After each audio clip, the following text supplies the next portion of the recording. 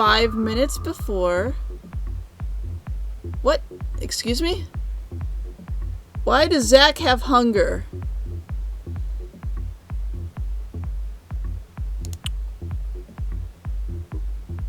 Come on, we go in, we get this idiot, and we leave.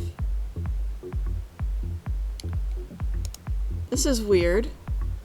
He didn't have hunger before, now he has it. Then when your hand touches the doorknob, a shiver runs through you from the top to bottom, like a terrible electric shock. That something engraves in your mind. Something is wrong. Johnny? Turning the arm and pushing hard, the door finally gives way before you, and the sights inside greet you with solemn cruelty. Johnny? No. Johnny, is that you? No, no, no.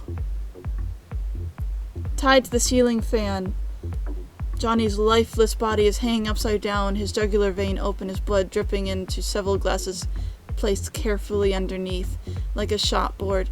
Terror grips your mind. The image of your best friend Butcher, treated like a pig, penetrates your mind with the ferocity of a beast. The scream of panic rips its way through your throat. Johnny. Oh, Johnny. Bursting into tears, you approach Johnny's body. Rigor mortis has left his face forever etched with the grimace of absolute dread. You didn't deserve this. No, never. The shot glass is filled to the top with blood spread out before you like a cruel field of red flowers. Why? Why did they do this to you? To drink. No. Try not to accept the new dark reality that unfolds before you.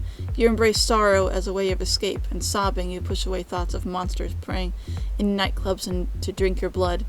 After a few interminable and bitter minutes, your mind comes to articulating the only logical thought. I have to get out of here. Get help. As you turn around, two dark figures block your exit, the couple in suits. Hello, little lamb. Going somewhere? A primal fear grips you as you look into the bright eyes of the smiling couple. Long and sharp, you are able to clearly see their fangs, long and sharp. There's no strength left in you to not deny the obvious. The vampires. Yes, and the wrong kind, too. And one can lie, the woman is immediately in front of you and with impossible speed grabs you by the collar of your shirt. Lights out. Your whole body shoots out as if you were a rag doll thrown violently against the wall. You feel how the blow has shattered all your bones, perforated some organ, and above all, you feel how there is no way out. With your last breaths, you let out a cry of pain. You're going to die here, Zach Riley. Before your consciousness finishes fading away in the cloud of pain, you see how the man pulls out a cell phone, holding it up to his face. He says, "We are in position. Commence Operation Cathedralis Tenebrae." Oh, I remembered the name of what they probably are. It's La Sombra. Probably the darkness ones. When you come to, the waves of pain run through your body. The assailants hit you in the head with something extremely hard, and you feel the blood flowing down your temples. After a couple of seconds, you realize what's around you. Jackson's office turned to a full-blown battlefield. Turning quickly to where your companions were, the reality shocks you, leaving you completely frozen. They're dead. That's their ashes. Aiden? Tobias?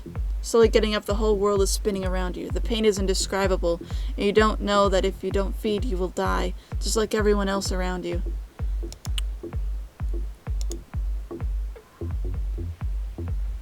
Where your coterie was just a few minutes ago, now there's only bones, blood, and ashes remaining. Aiden, Tobias, no. You'd cry if you could, but the little vitae left in your body is the only thing that separates you from the final death. I never told you, but, thank you for everything. Saying goodbye was never your strong suit, but having to say goodbye to someone immortal is even more complicated. I swear I will avenge you.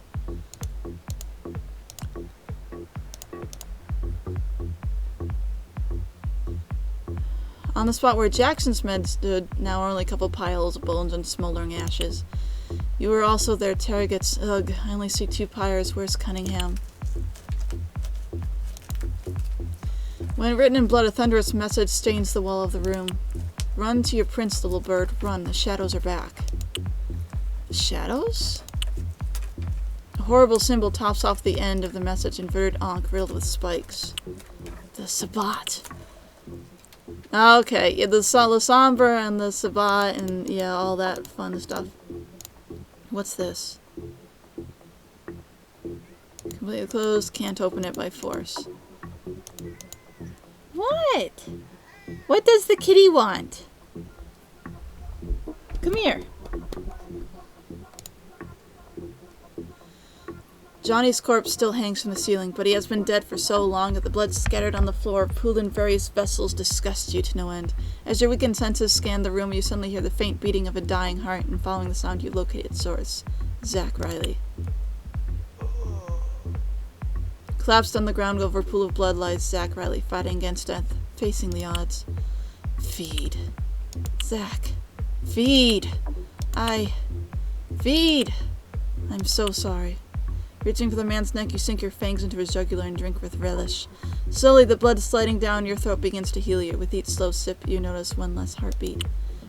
Go on, go on, go on. He's dead anyway.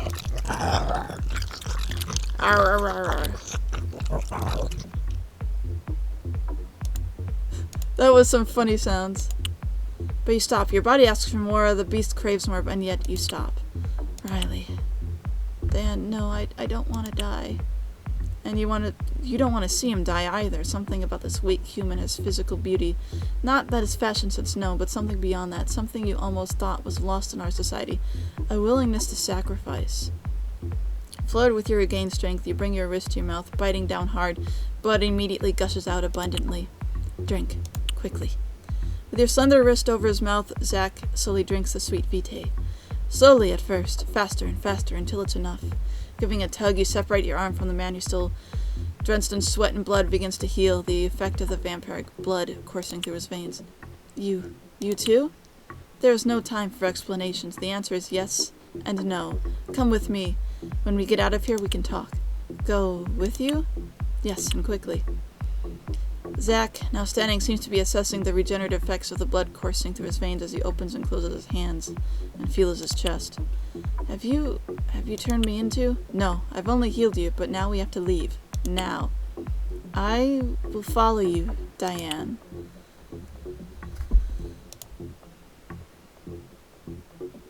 Monsters. Animals. Not all of us are like this. This is despicable.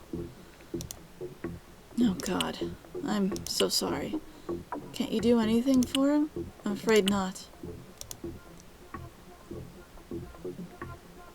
Footprints. A couple. The same couple that attacked us from behind. They seem to be leaving in a hurry. Yeah, let's look at her stats. So she has lots of resolve and charisma. And actually, if I recall, he does too. Resolve and charisma are his highest stats. Anything over here? I guess not. We just use this. He's just like, what's going on? It's over here.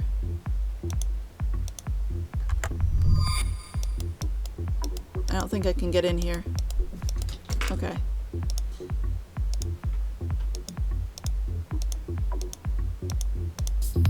Ah! Yes.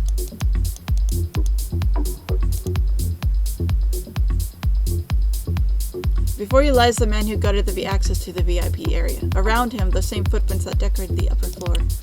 Oh, no. They tore him to pieces. This will not go unanswered. Not only have they taken the lives of innocents for no reason, they've also endangered everything we are and believe in. Come on, Zach, let's get out of here. Taking one last look at the corpse, Zach stifles his emotions and follows you. So he's a ghoul, as of right now. Yeah, he's a ghoul. I don't think he's actually a vampire. I think he's a ghoul, but I could be way wrong in that. After all, we did see the, that he had hunger now, so. But generally, when they first turn into a vampire, they have to, like, oh, I can't go in here, alright. When they first turn into a vampire, they have to, like, oh, there we go. I couldn't see the doorway. Another deadman.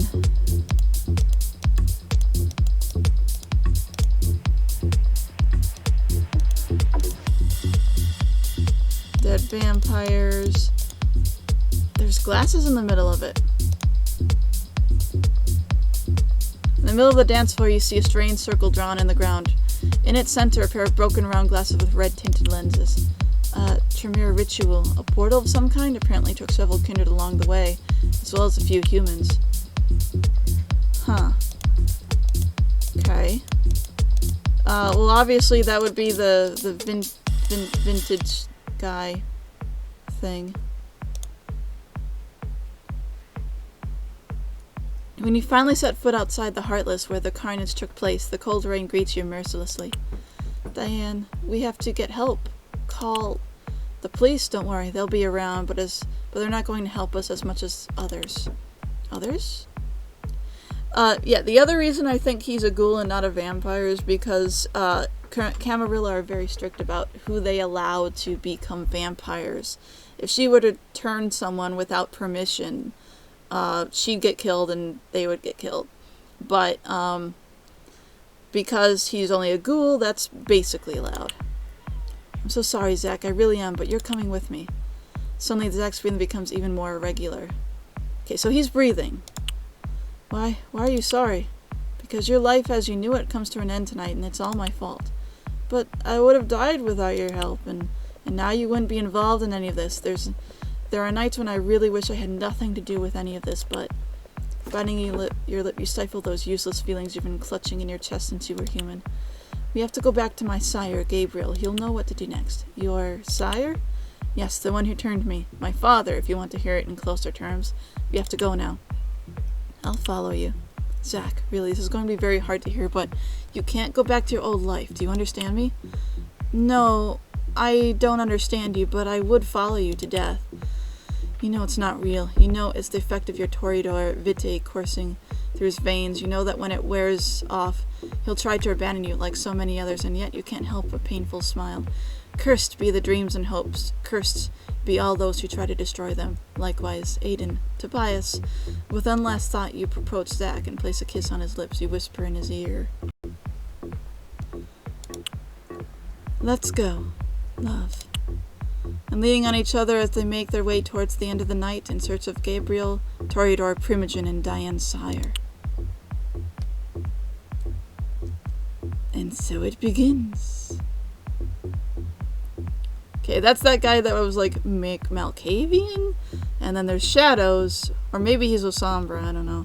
But these are Shadows, and it's very much like a Lasombra thing. Thus it ends.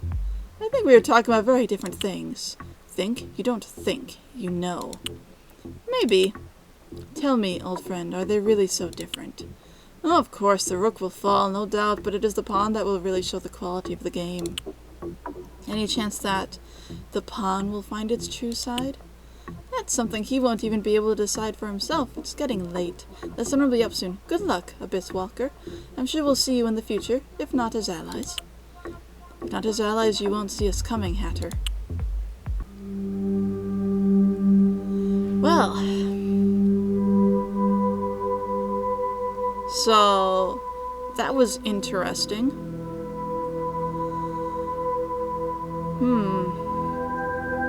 I like it. I like it. I would like a save function, but I do like it. This does sort of feel like you just sort of like hit this randomness and you're like, oh, what's going on? Anyway, so yeah, I do think he's a ghoul. That what she was describing was like ghoul stuff, basically. So ghoul. We don't really generally see much from the ghoul perspective, which sucks just a little bit. So that's the end of it. I'm sure there's probably like lots of other endings that you can achieve, but I think that's enough for me. That's a pretty good ending. I mean, they both lived, and I doubt there'll be much difference in events that occur. So anyway, there's supposed to be a Heartless Symphony after this, I think. So, and that's going to be like a full-fledged game, and not just sort of like a prequel thing, which is what this is. And it looks pretty cool so far. I like it a lot, and I'm looking forward to the future bit.